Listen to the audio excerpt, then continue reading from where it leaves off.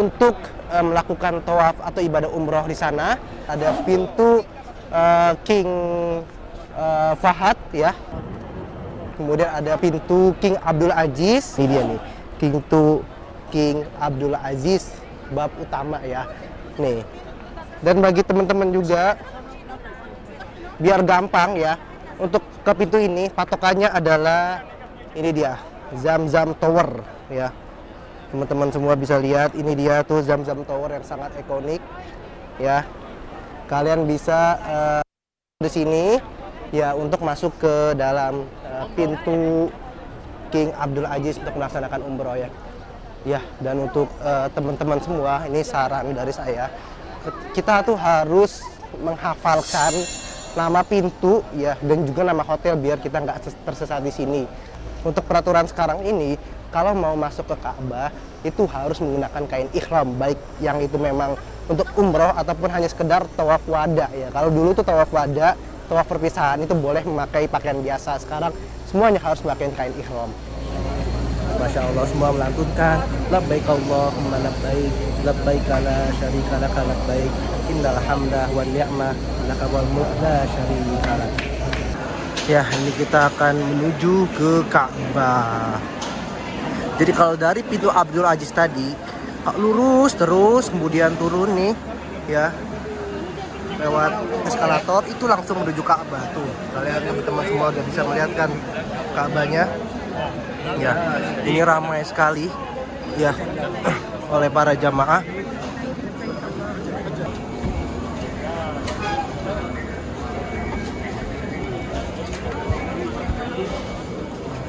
Ya, ini dia. Masya Allah, ini benar-benar belum sampai Ka'bah loh. Perasaannya sudah tenang seperti ini ya, Masya Allah ya. Ini dia jamaah asal Indonesia. Ya, kalau ikut jamaah atau ikut travel biasanya ada mutawifnya atau yang pemandu umrohnya ya. Dan itu biasanya lebih lama ya guys, karena harus nunggu jamaah yang lain. Tapi kalau sendiri seperti saya, insya Allah bakal lebih cepat ya teman-teman. Ya, ini dia. Masya Allah, Baitul Atiq, Ka'bah ya, yang menjadi kiblat bagi seluruh kaum muslimin ya, kiblat sholat yang ada di dunia. Masya Allah, ini ramai sekali ya di jam sekarang ini, karena memang khususnya setelah pandemi orang-orang semua ingin melaksanakan ibadah umroh ya, setelah 2 tahun ditutup ya. Orang-orang tawaf keliling Ka'bah ya. Itu dia yang melakukan umroh bersama leadernya atau mutawifnya akan dibimbing seperti ini ya. Kalau saya ini tawaf sendiri-sendiri.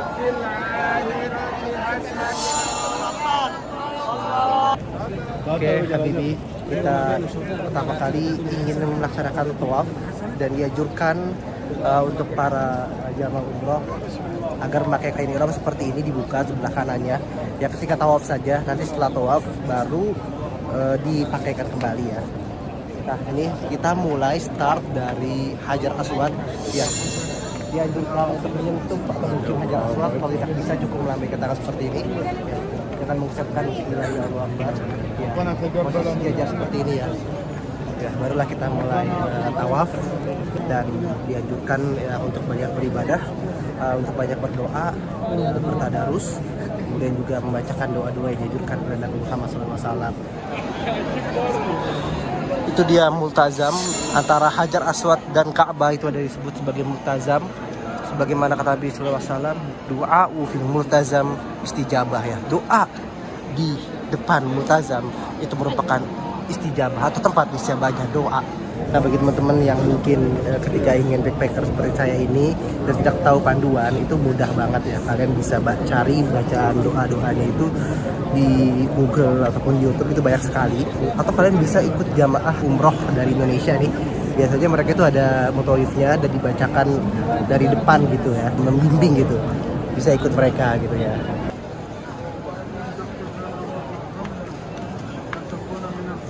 Ketika masuki rukun yamani, kita membacakan doa Rabbana atina fid dunya hasanah wa fil akhirati hasanah wa qina adzabannar. Dan kata Nabi Muhammad SAW, kita juga disunahkan untuk menyentuh rukun yamani. Dan ketika melakukan tawaf kita juga nggak boleh menyentuh Hijr Ismail karena itu termasuk bagian dari Ka'bah. Ya, itu juga jangan menyentuh bagian Ka'bah lainnya selain daripada rukun Yamani dan juga Hajar Aswad. Nah teman-teman semua ya, jadi setelah tawaf kita tuh dianjurkan ya untuk sholat di belakang makam Ibrahim. Ya, makam Ibrahim itu bukan sebuah makam ya kawan, tapi itu merupakan pijakan kaki Nabi Ibrahim alaihissalam ketika hendak membangun Ka'bah. Ya, ini dia makam Ibrahim alaihissalam. Dan sebagaimana kata Allah Subhanahu wa taala, ya wattahidu min maqam Ibrahim musholla, dan jadikanlah makam Ibrahim itu sebagai tempat sholat. Kita bisa lihat ya pijakan kaki Nabi Ibrahim ketika membangun Baitullah Ka'bah itu ya. Nah, dahulu makam Ibrahim itu bukan di sebelah sini ya, tapi dia dekat dengan Ka'bah. Bisa lihat dulu lokasinya di sana tuh, ya dekat dengan Ka'bah. Kemudian di zaman Umar bin Khattab itu dia dimundurkan sampai sana tuh ya, karena alasannya mengganggu jamaah yang hendak tawaf. Ini merupakan ijtihad sahabat Nabi Shallallahu Alaihi Wasallam. Ya, kemudian habis sholat ya di makam Ibrahim, kita juga dianjurkan untuk sholat di Hijr Ismail ini. Ya, wilayah yang berada batu setengah lingkaran di sini. Yang diantara itu adalah Hijr Ismail, atau dulu merupakan bagian dari Ka'bah. Karena ketika kaum Quraisy itu hendak membugar kembali Ka'bah, kaum Quraisy membuatnya lebih sempit ya daripada bangunan aslinya.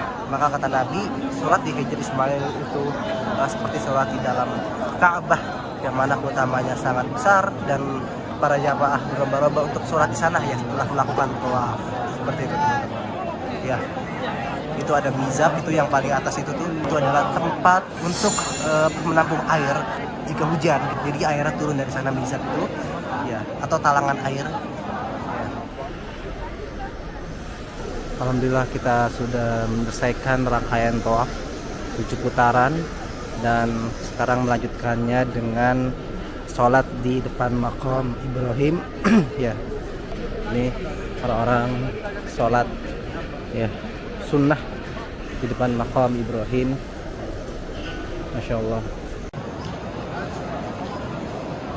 Setelah melakukan tawaf ya, kita akan melakukan rukun umrah lainnya, yaitu sa'i atau berlari-lari kecil di antara Bukit Safa dan Marwah. Ini dia tempatnya ya, ilal mas'a atau ke tempat sa'i. Ini udah ada tandanya. Dan sebelum sa'i kita dianjurkan oleh Nabi Shallallahu Alaihi Wasallam untuk meminum air zam-zam. Ya, di sini sudah disediakan air zam-zam di gentong-gentong ini nih. Ya, kawan-kawan bisa minum dari sini. Oke, kita akan mengambil ya airnya, dan sini juga sudah disediakan gelas kecil untuk minum. Ya.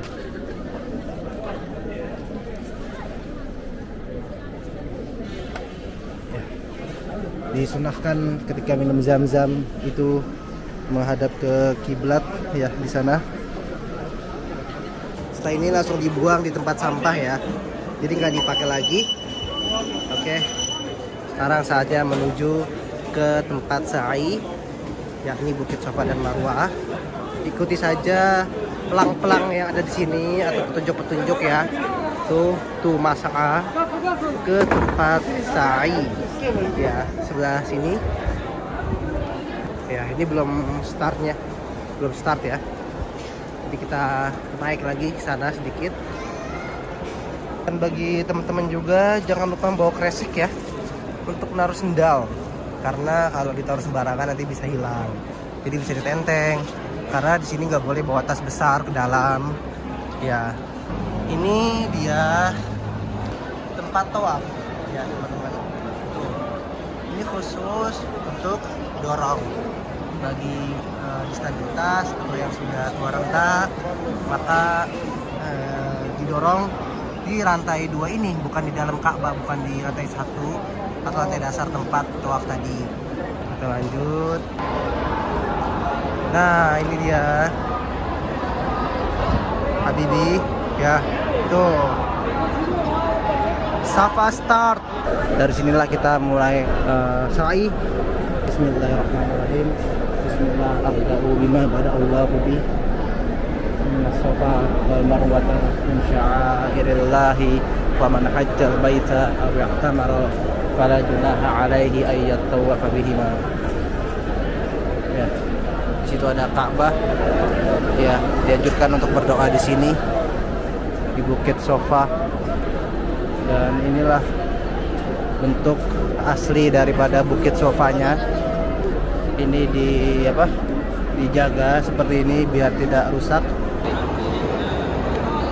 Nah, kalau di sebelah sini ini khusus untuk yang mendorong ya, barangkali yang memiliki orang tua atau para jamaah yang dalam keadaan disabilitas atau yang tidak kuat berjalan, mendorong di sebelah sana ya.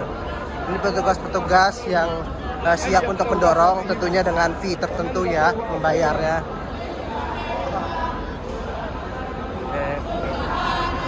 Ini dia jamaah asal Indonesia ya, yang membimbing para tamu Allah atas seluruh kaumnya.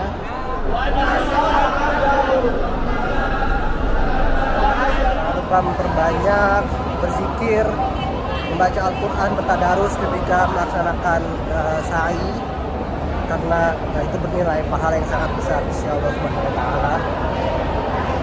Ya. Nah, sahabat semua, ketika memasuki ini nih ya, tanda lampu hijau ini, silakan untuk berlari kecil ya. Ini ada tanda khusus ya, berlari kecil sebagaimana Siti Hajar ketika itu ya. Sekarang ini alhamdulillah banget ya, sudah ada AC, tempatnya bagus ya, mobil lantai marmer, dingin ya. Kita bayangkan dulu ketika ibunda Ismail alaihissalam mencari air itu dalam keadaan terik ya, bahkan kata Allah Subhanahu wa Ta'ala di dalam surat Ibrahim ya, biwadin ghairi dzi zar'in 'inda baitikal muharram. Itu di sebuah lembah ya, tidak ada tumbuhan sedikit pun ya, ditinggalkan oleh Nabi Ibrahim, Siti Hajar ya, atas perintah Allah Subhanahu wa Ta'ala. Masya Allah, begitulah perjuangan seorang ibu dalam membesarkan anaknya, menyayangi anaknya ya. Makanya kita bisa ngambil banyak pelajaran ya, bagaimana kita harus berusaha sebisa mungkin untuk mencari ridho Allah, mencari sesuatu ya, agar Allah Subhanahu wa Ta'ala memberikan kemudahan setelahnya ya. Makanya setelah melakukan sa'i, Siti Hajar melakukan sa'i sebanyak 7 kali, barulah Allah Subhanahu wa Ta'ala membuat sebuah sumur yang kelak tidak akan terputus sumur itu sampai hari kiamat, yaitu sumur Zam-Zam. Kita akan minum Zam-Zam di tempat sa'i ini. Otomatis ya airnya keluar ya. Nih, disentuh aja ininya. Nah, keluarkan. Mati. Tuh. Jadi nggak perlu disentuh, bisa disentuh. Kita langsung disentuh dulu ya. Nah Habibi ya, kita sebentar lagi akan mendaki Bukit Marwah. Ini dia Bukit Marwahnya. Dan dianjurkan oleh Nabi Muhammad SAW untuk membaca Inna Sofa wal Marwata min sya'airillah faman hajjal baita wa i'tamara fala junaha alaihi ay yatawafa bihima. Ya. Jadi untuk sa'i itu dimulai dari Sofa ke Marwah 1 kali, kemudian dari Marwah ke Sofa 1 kali. Jadi sebanyak 7 kali bolak-balik dan diakhiri di Bukit Marwah ini ya Habibi semua. Kita sudah selesai sa'i ya. Setelah itu barulah kita tahallul ya, mencukur bagian rambut atau seluruhnya, lebih baik bagi laki-laki ya. Setelah tahallul barulah kita bebas ya dari ihram, atau kita sudah boleh melakukan hal-hal yang dilarang ketika ihram. Itu dia banyak orang-orang yang menawarkan gunting ya untuk tahallul. Dan tips dari saya ya guys ya, kalau ada yang menawarkan dari orang Saudi atau orang Arab, sebisa mungkin jangan diterima ya. Kenapa jangan diterima ketika ada orang Saudi atau orang Arab yang menawarkan gunting? Karena mereka biasa mengambil imbalan yang cukup besar, itu sekitar 10 rial atau 20 rial ya. Itu harga tidak masuk akal. Mereka niatnya meminjami tapi ujung-ujungnya minta duit. Udah lah, ujung-ujungnya duit ya. Jadi baiknya kita membawa gunting cukur sendiri di dalam tas saku kita ini ya, atau nanti cukur di luar. Kalau kalian yang mau botak polos ya, itu bisa dicukur di luar. Banyak sekali tempat tempat cukur